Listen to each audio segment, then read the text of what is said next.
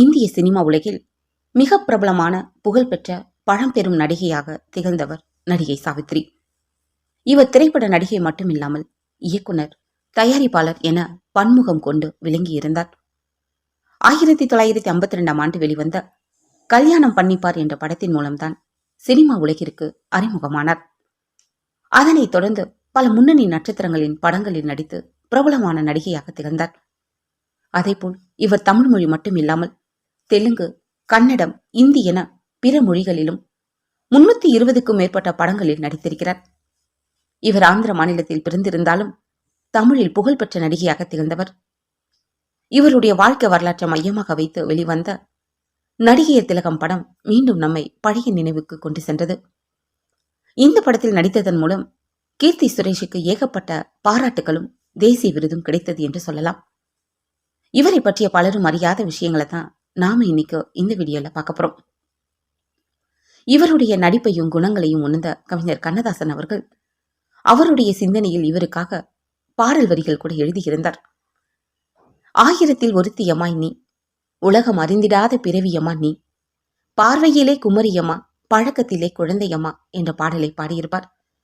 இப்படி சினிமா வாழ்க்கையில் பல சாதனைகளை புரிந்த நடிகை சாவித்திரியின் வரலாற்று பக்கங்களை தான் நாம இன்னைக்கு இந்த வீடியோல பார்க்க போறோம். பாலினும் மென்மை, பணியிலும் மென்மை போன்றவர் சாவித்திரி. அது மட்டும் இல்லாமல் சாவித்திரி அழகு பதுமையை போன்றவர். சினிமா உலகில் இவருடைய நடிப்பு திறமைக்கு ஏகப்பட்ட பாராட்டுகள் குவிந்தது. இதனால் சாவித்திரி அளவுக்கு சரோஜா தேவியால் போட்டியிட முடியவில்லை. அது மட்டும் இல்லாமல் சாவித்திரியின் நடிப்பு திறமையை சரோஜா தேவியால் நெருங்க முடிந்ததில்லை. அதோடு தெலுங்கு பெண்ணாக இருந்தாலும் தமிழ் பிள்ளையாகவே வளர்ந்தார். நடிகர் திலகம் ஒரு முறை நடிகையர் திலகம் குறித்து பெருமையாக பேசியிருந்தார்.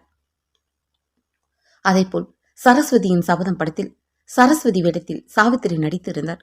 அப்போது அவர் கர்ப்பமாக இருந்தார். பின்பு மேக்கப் முடித்து ஆடை அலங்காரத்துடன் ஸ்டூடியோவுக்குள் சாவித்திரி வரும்போது எல்லோரும் தீபாராதனை காட்டி அவரை கலைமகளாகவே அனைவரும் பாவித்திருந்தார்கள். அப்படி ஒரு தெய்வம்சம் பொருந்தியவர். பின் வறுமை அவரை கொஞ்சம் கொஞ்சமாக வாட்டி கொண்டிருக்கும் நிலையிலும் கூட தன் ரசிகரின் ஒருவரின் அவசர தேவைக்காக தான் பெற்ற சீல்டுகளை எல்லாம் சேர்த்து கடையில் 10,000 ரூபாய்க்கு விற்று தந்தார். அந்த அளவிற்கு தன் ரசிகர்களுக்காக எதையும் செய்யும் இலகிய மனம் கொண்டவர். அதோடு விலை உயர்ந்த பட்டு சேலையை விற்று டிரைவரின் மகள் திருமணத்திற்கு உதவினார்.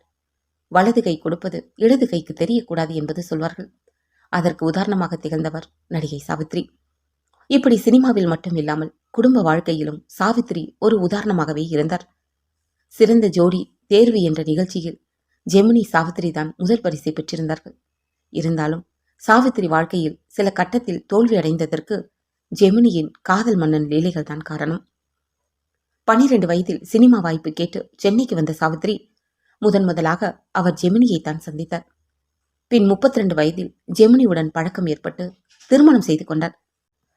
ஆனால் ஜெமினிக்கு ஏற்கனவே அலமேலு என்பவரை திருமணம் செய்து கொண்டு குழந்தையோடு வாழ்ந்திருந்தார்.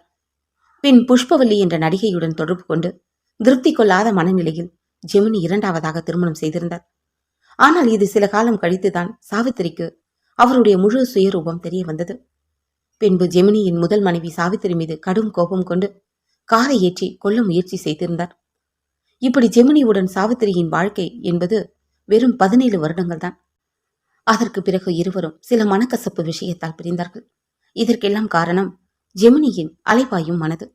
தனது 70 வயதில் கூட செக்ரட்டரி ஜூலியானாவை ஜெமினி திருமணம் செய்து கொண்டு தனி குடித்தனம் நடத்தியிருந்தார் என்று கூறுகிறார்கள். இது எந்த அளவிற்கு உண்மை என்று தெரியவில்லை. இப்படி சாவித்ரி தான் தேடிக்கொண்ட வாழ்க்கை சரியில்லாத போது என்ன செய்வார்?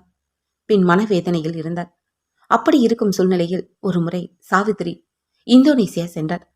அங்கே விருந்தளித்த அந்நாட்டு அதிபர் சுகர்னோ மது அருந்தும்படி சாவித்திரியை வற்புறுத்தி இருந்தார். அதிபரின் விருப்பத்திற்காக சாவித்திரி மது அருந்தினார். அப்படியே சாவித்திரிக்கு மது பழக்கம் ஏற்பட்டது. அந்த காலகட்டத்தில் சந்திரபாபுவின் தோழமை சாவித்திரிக்கு ஆறுதலாக இருந்தது. மாலையில் சாவித்திரிக்கு மது அருந்துவதற்கு கம்பெனி கொடுப்பவராக சந்திரபாபு இருந்தார். பின் இருவருமே படம் எடுத்து நஷ்டப்பட்டு குடித்து தங்களுடைய வாழ்க்கையை தொலைத்தவர்கள். உன்னால நான் கெட்டேன், என்னால நீ கெட்டாய் என்பதற்கு உதாரணமாக சாவித்திரி சந்திரபாபு இருந்தார்கள். பின் வீடு வாசல் அனைத்தையும் இழந்து சாவித்திரி வறுமையின் பிடியில் தவித்து வந்தார். பின் வறுமையின் காரணமாக சாவித்திரி மலையாள மொழி படத்தில் கவர்ச்சியாக குடிகாரியாக நடித்திருந்தது ரசிகர்கள் பலருக்கும் வேதனை அளித்திருந்தது. அது மட்டும் இல்லாமல் தான் புகழுக்கு பங்கம் விளைவிக்கும் கதாபாத்திரம் என்று தெரிந்தும் நடிகை சாவித்திரி நடித்தார். இதனால் தமிழ் ரசிகர்கள் கோபமடைந்து எரிமலையாய் வெடித்து பயங்கரமாக கண்டனம் தெரிவித்து இருந்தார்கள். இப்படி ஒரு சூழ்நிலையில் எம்ஜிஆர் பணம் வீடு கொடுத்து சாவித்திரிக்கு உதவினார். இருந்தும் சாவித்திரி எம்ஜிஆர் செய்த உதவியை நல்ல விதத்தில் பயன்படுத்தவில்லை. பிறகு வறுமையின் பிடியில் இருந்து நோயின் பிடியில் சாவித்திரி சிக்கிக்கொண்டு தன்னுடன் யாரும் பேச மாட்டார்களா பழக மாட்டார்களா என்று ஏங்கி கடைசி நாட்களை எண்ணிக்கொண்டு இருந்தார். பணத்துக்காக பலரிடம் கை நீட்டினார். அவருடைய பிள்ளைகள் கூட அவரை விரட்டி அடித்து விட்டார்கள். பின் சாவித்திரி உடல்நிலை மோசமாக மாறி 19 மாதங்கள் கோமா நிலையில் இருந்தார். 1981 டிசம்பர் 25 சென்னை லேடி லிவிங்ஸ்டன் மருத்துவமனையில் சாவித்திரி உயிரிழந்தார். இவருடைய இறப்பிற்கு ஒட்டுமொத்த திரையுலகம், ரசிகர்கள் என பலரும் அஞ்சலி செலுத்தினார்கள்.